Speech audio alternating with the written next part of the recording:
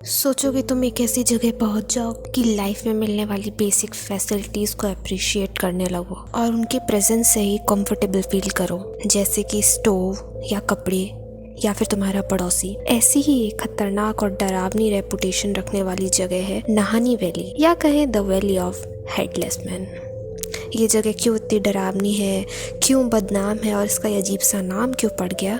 Let's look at the mystery of headless man valley.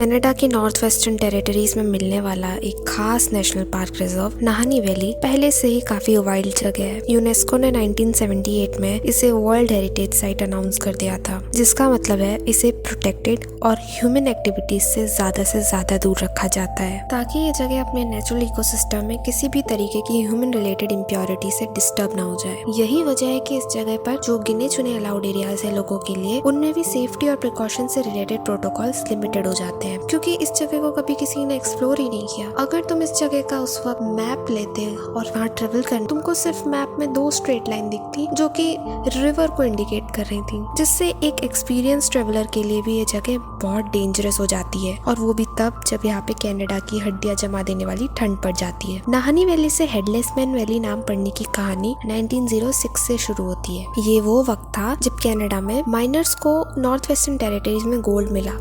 वहाँ जाने के लिए लोगों में होड़ लगने लगी और बहुत लोग अमीर भी होने लग गए। बहुत सारे डिफरेंट आर्टिकल्स छपने लग गए। ऐसी ही एक खबर मिस्टर मैक्लियॉर्ड को उनके बेस्ट फ्रेंड ने बताई, जिसको गोल्ड मिल चुका था। उनके दोस्त के हिसाब से नाहनी वैली एक बहुत ही अच्छी जगह है गोल्ड खोजने के लिए। ये बात मिस्टर मैक्लियॉर्ड ने अपने बेटों के साथ शेयर की। उन्होंने उन्हें बताया कि जो नाहनी वैली पहले पहुंचेगा उसे सबसे बड़ा गोल्ड प्राइज मिल सकता है, क्योंकि ऐसे आर्टिकल्स रोज छप रहे थे और साथ ही ऐसे बहुत सारे लोग थे जिनकी लाइफ चेंज होने के बारे में कहानियां बहुत चर्चे में थी। तीनों मैक्लियॉर्ड भाई विली, फ्रैंक और चार्ली ने डिसाइड किया कि वो भी इस गोल्ड रश के बीच नाहनी वैली जाएंगे और सबसे पहले वहाँ का ट्रेजर क्लेम कर लेंगे। उन्होंने कैंपिंग और जर्नी से रिलेटेड सामान पैक कर लिया और एक सुंदर सीनिक रूट चूज किया ताकि उन्हें ये ट्रिप याद रहे।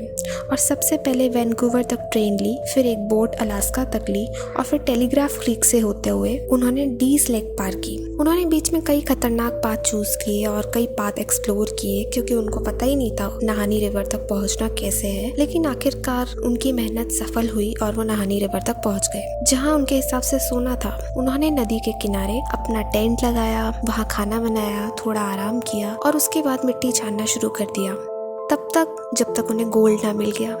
गोल्ड मिलते ही उन्होंने अपनी बोट से वापस आने का रास्ता तय करना शुरू कर दिया। वापस आते वक्त बहुत तेज बहाव में उनकी बोट टूटने की वजह से उनका लाया गया जितना भी सोना था वो बह गया। उनकी सारी मेहनत खराब हुई और वो बहुत निराश हो गए। सिटी वापस आके उनको नया प्लान बनाना पड़ा सेकंड ट्रिप के लिए, ताकि वो और भी ज्यादा गोल्ड ला सके, क्योंकि उनको अब गोल्ड की लोकेशन पता चल गई थी। अब वहाँ वापस ना जाना उनके हिसाब से बेवकूफी थी। लेकिन इस बारे में चार्ली मैक्लियॉर्ड, जो कि सबसे बड़े भाई थे, उनके हिसाब से ये जगह काफी खतरे से भरी हुई है और इस जगह का खतरा समझते उन्होंने बाकी भाइयों को लालच न करने की सलाह दी। क्योंकि बाकी भाई इस बात से सहमत नहीं थे, तो उन्होंने एक नए आदमी को अपने ग्रुप में शामिल कर लिया। चार्ली का रिप्लेसमेंट एक स्कॉटिश इंजीनियर था जिसको वेयर के नाम से जानते थे। तीनों ने एक बार फिर सामान पैक किया और नाहनी रिवर तक पहुंचने की जर्नी पर निकल गए। लगभग 2 साल बीत गए थे, लेकिन फ्रैंक और विली का कोई अता पता नहीं था। ऐसी जगहों पर गोल्ड ढूंढने में महीने लग जाते हैं, जो कि अजीब बात नहीं है, लेकिन 2 साल काफी ज्यादा लंबा समय था और ऐसी वीरान जगह पे रहने के लिए ये काफी खतरनाक वक्त भी था। चार्ली ने कनाडा पुलिस की हेल्प से एक सर्च पार्टी बनाई और उनको ढूंढने निकल गया। काफी दिन ढूंढने के बाद वहाँ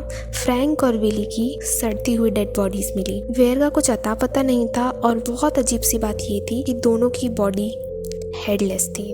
उनमें से एक भाई की बॉडी ऐसे पोजीशन थी जैसे अटैक से पहले वो गन उठाने वाला हो, जबकि दूसरा भाई टेंट में कंबल में लिपटा हुआ था। पास में एक लकड़ी पे लिखा हुआ था, we have found a fine prospect, मतलब हमारी किस्मत चमक गई है और हमारा फ्यूचर ब्राइट है, क्योंकि हमें अच्छा खजाना मिल गया है। पुलिस के अकॉर्डिंग वो स्टारवेशन से मरे, लेकिन तब डिकैपिटेशन का कोई भी एक्सप्लेनेशन नहीं हुआ या फिर किसी जंगली जानवर ने उन पर अटैक किया। लेकिन पुलिस की रिपोर्ट्स के अकॉर्डिंग उनकी बोन्स पे या बाकी बची हुई बॉडी पे कोई भी अटैक के निशान नहीं थे। जो कि एक जंगली जानवर के अटैक के लिए बहुत ही अजीब सी बात है। कुछ लोगों का कहना ये भी था कि यहाँ पे पुराने कैनिबल नाहा ट्राइब जिनके ऊपर नाहनी रिवर का नाम पड़ा है वो अभी भी जिंदा हो और उनमें से ही किसी का ये काम हो, पर इस बात को भी कहानी समझ के भुला दिया गया। आखिर में सबसे ज्यादा फेमस कहानी बनी कि वेयर ने अपने दोनों साथियों को मारा और वो सारा सोना लेके भाग गया क्योंकि वो कभी मिला ही नहीं। लोगों ने अलग अलग बातें बनाना शुरू कर दी। 1917 में एक बार फिर ऐसी ही घटना हुई जब स्विस प्रोस्पेक्टर यानी खान खोजने वाले आदमी मार्टिन जॉर्जेंसन की बॉडी उनके मिस्टीरियसली जले हुए केबिन के बाहर डिकैपिटेटेड मिली। कनाडा पुलिस मार्टिन की खोज काफी वक्त से कर रही थी क्योंकि उन्होंने आखिरी खत अपनी वाइफ को लिखा था ये बोल के कि वो जल्दी वापस आएंगे क्योंकि उन्हें गोल्ड मिल गया है। फिर से लोकल कहानियों ने पूरे कनाडा के न्यूज़पेपर्स को भर दिया और अब लोग इसे नेचर के गुस्से से जोड़ने लगे। 1927 में यूकॉन फिशर नाम के आदमी की डेड बॉडी नाहनी वैली में मिली जिसे गोल्ड स्मगलिंग के लिए कनाडा पुलिस काफी समय से ढूंढ रही थी। 1928 में एंगस हॉल जो अपने ग्रुप से अलग हो गए थे वो भी कभी नहीं मिले। 1931 में फिल पावर्स नाम के आदमी की बॉडी उनके ही जले हुए कैबिन के अंदर जली हुई मिली। 2 और प्रोस्पेक्टर जो एंड बिल 1936 में गुम हो गए जो कभी नहीं मिले। मिला तो सिर्फ उनका जला हुआ कैबिन। ये सारी घटनाएं उन लोगों के साथ हो रही थी जो गोल्ड खोजने के मकसद से वहां जा रहे थे, जो बहुत ही अजीब बात थी।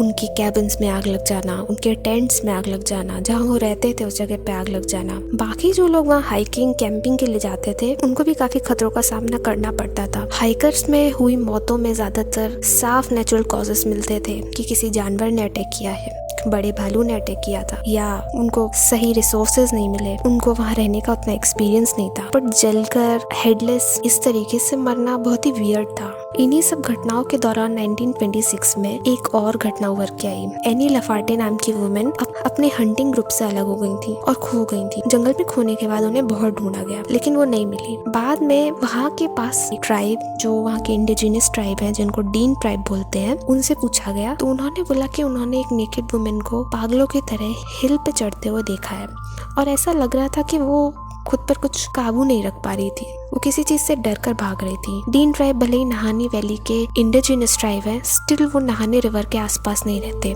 जो कि बहुत ही वियर्ड बात है। ऐसे ही कई और हेडलेस बॉडीज मिली नाहनी वैली में और आज तक इस जगह की मिस्ट्री सॉल्व नहीं हुई।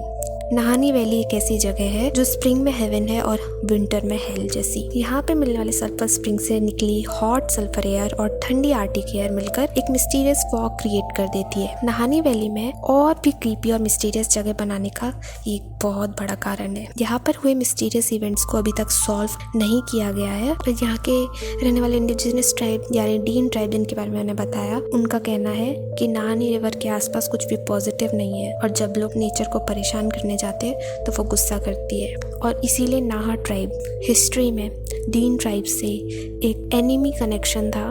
उनके बारे में डीन ट्राइब बोलते हैं कि वो अभी नाहनी रिवर के आसपास के एरिया को प्रोटेक्ट करते हैं।